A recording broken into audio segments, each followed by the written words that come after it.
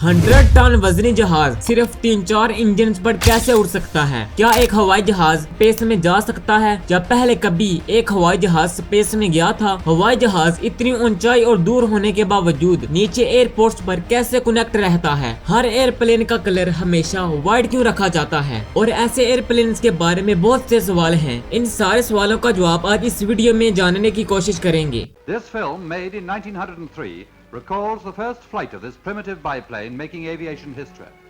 As the two brothers prepare to attempt the first catapulted takeoff, man's age-old dream of flight becomes a reality.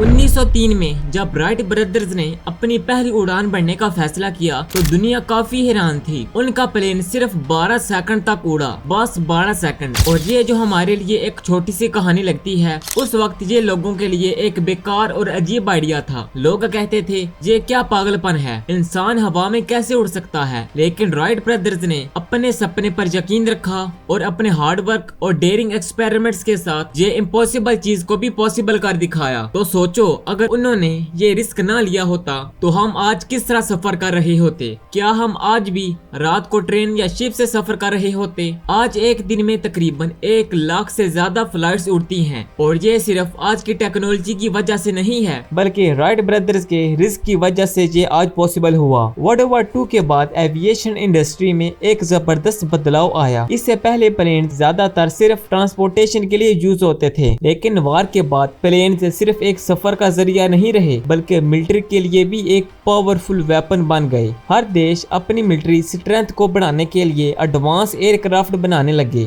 और planes ने battlefield पर एक नए दौर की शुरुआत कर दी। इस वक्त को अक्सर गोल्डन ईरा ऑफ एविएशन कहा जाता है, क्योंकि इस दौर में प्लेन्स ने सिर्फ लंबी दूरियों को कम नहीं किया, बल्कि लोगों के लिए सफर को फास्ट और सेफ बनाया है। पहली बार दुनिया ने देखा कि हवा में उड़ना सिर्फ अमीर लोगों के लिए नहीं, बल्कि आम आदमी के लिए भी ये पॉसिबल हो सकता है। इसी दौर में बोइंग 707 जैसे जेट्स आए, जिन्होंने कमर्शियल एयर ट्रैवल को एक नई पहचान दी। बोइंग 707 ने लोगों के लिए दूर दराज के मुल्कों को सफर आसान कर दिया और एयर ट्रैवल को मास लेवल पर पॉपुलर बनाया। फिर आता है कॉनकॉर्ड। ये सुपरसोनिक प्लेन 1976 में इंट्रोड्यूस हुआ और इसने दुनिया के सफर को ही बदल दिया। कॉनकॉर्ड इतना फास्ट था कि लंदन से न्यूयॉर्क का सफर जो नॉर्मल प्लेन्स में 7 से 8 घंटे का होता था, सिर्फ 3 घंटे में पूरा कर देता था। इमेजिन करिए, आप लंदन में ब्रेकफास्ट करते हैं और न्यूयॉर्क में लंच। ये सिर्फ एक प्लेन नहीं, बल्कि उस वक्त की टेक्नोलॉजी का एक कमाल था। कॉनकॉर्ड ने दुनिया को दिखाया स्पीड और लग्जरी एक साथ कैसे पॉसिबल हैं। दौर में न सिर्फ प्लेन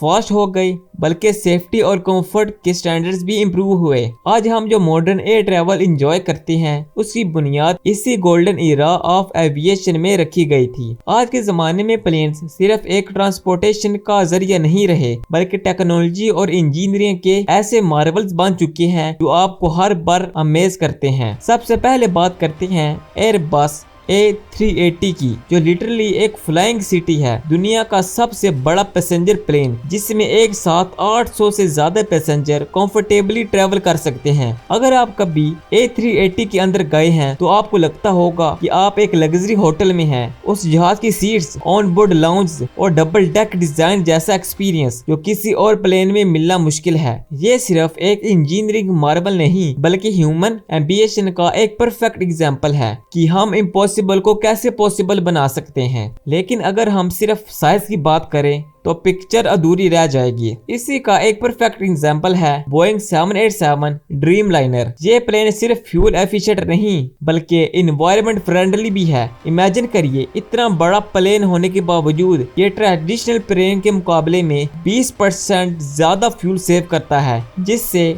इस एयरलाइंस का खर्चा कम हो जाता है। और टेक्नोलॉजी तो अब ऐसे एडवांस हो चुकी है कि प्लेन्स आपके घर से ज्यादा स्मार्ट हो गए हैं। आज के मॉडर्न प्लेन्स में आपको वाईफाई वाईफाई मिलेगा जिससे आप 30,000 फीट की हाइट पर भी कनेक्ट रह सकते हैं। हर सीट पर आपको पर्सनल एंटरटेनमेंट सिस्टम मिलते हैं। मूवीज, म्यूजिक, गेम सब कुछ आपके फिंगर टिप्स पर होता है। आपका सफर बोरिंग हो ऐसा सवाल ही नहीं उठता। सबसे बड़ा अपग्रेड तो सेफ्टी में आया है। आज के प्लेन्स इतने सेफ हैं कि एविएशन को सेफेस्ट मोड ऑफ ट्रांसपोर्ट कहा जाता है। सोचिए, आपकी फ्लाइट के सेफली लैंड करने के चांस 99.99999 है। इतनी चौंकाने वाली बात है ये। प्लेन्स में ट्रैवल करना रोड पर चलने वाली गाड़ियों से भी ज्यादा सेफ है। यही रीजन है कि हर साल मिलियंस ऑफ फ्लाइट ऑपरेट होती हैं और इनमें से एक्सीडेंट का रेशियो तकरीबन नहीं है। आपने कभी फ्लाइट लेने से पहले एक अजीब सी एंजाइटी फील की है? प्लेन के उड़ते ही हल्की सी टर्बुलेंस हुई और लगता है कहीं कुछ गलत ना हो जाए, तो आप अकेले नहीं हैं। Fear of flying. Plane crash होने का चांस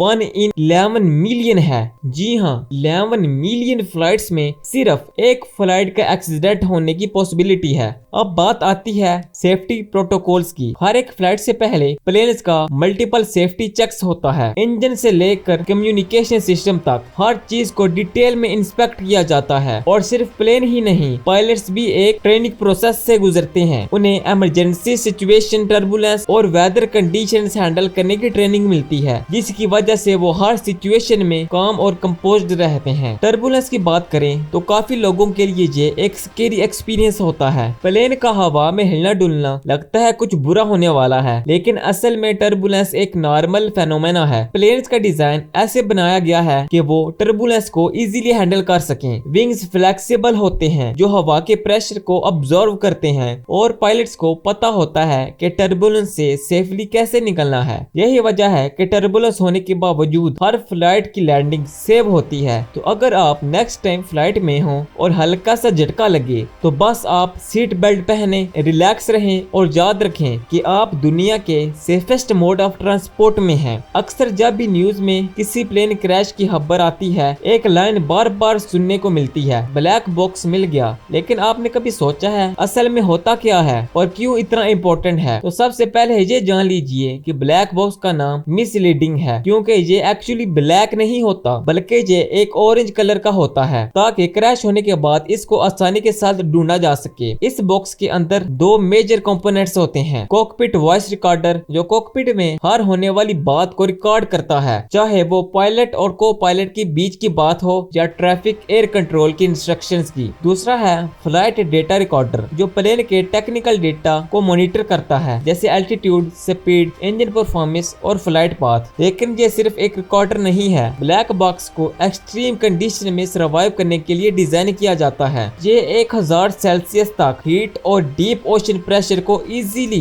विथस्टैंड कर लेता है। यानी अगर प्लेन क्रैश किसी जंगल में हो या समुद्र के अंदर, ये डिवाइस बिल्कुल सही रहती है और इसको कोई फर्क नहीं पड़ता। और इसकी इन्वेंशन भी एक इंटरेस्टिंग कहानी है। 1950s में एक ऑस्ट्रेलियन साइंटिस्ट डॉक्टर डेविड ने ब्लैक बॉक्स का आइडिया तब डेवलप किया जब उनका एक दोस्त एक प्लेन क्रैश में मर गया। उन्होंने सोचा कि अगर कोई ऐसी डिवाइस होती जो क्रैश के वक्त की सारी इंफॉर्मेशन स्टोर कर सकती, तो शायद क्रैश की वजह को समझना और फ्यूचर में ऐसे एक्सीडेंट्स को प्रिवेंट करना पॉसिबल होता। आज ब्लैक बॉक्स एविएशन सेफ्टी का एक पार्ट बन चुका है और हर मेजर क्रैश इन्वेस्टिगेशन में ये एक साइलेंट विटनेस का काम करता है। जब आप फ्लाइट का मजा ले रहे होते हैं, मूवीज देख रहे होते हैं, खाना एंजॉय करते हैं, तब आपको एक बात का शायद अंदाजा नहीं होता, आपकी सेफ्टी हवा में किसी और के हाथों में भी है। ये हाथ हैं एयर ट्रैफिक कंट्रोलर्स के, जो बिना स्पॉटलाइट में आए हर फ्लाइट को सेफ और स्मूथ रखने के लिए अपनी पूरी एनर्जी लगाते हैं। एयर ट्रैफिक कंट्रोल का काम सिर्फ रनवे पर प्लेन्स को लैंड और टेक ऑफ करवाना नहीं होता। ये लोग एक वक्त पर 10 से 15 प्लेन्स को एक लार्ज रडार स्क्रीन पर मॉनिटर करते हैं, जहां हर एक डॉट जिंदगी से बड़े प्लेन्स को रिप्रेजेंट करता है। हर प्लेन की एटीट्यूड, स्पीड और राउट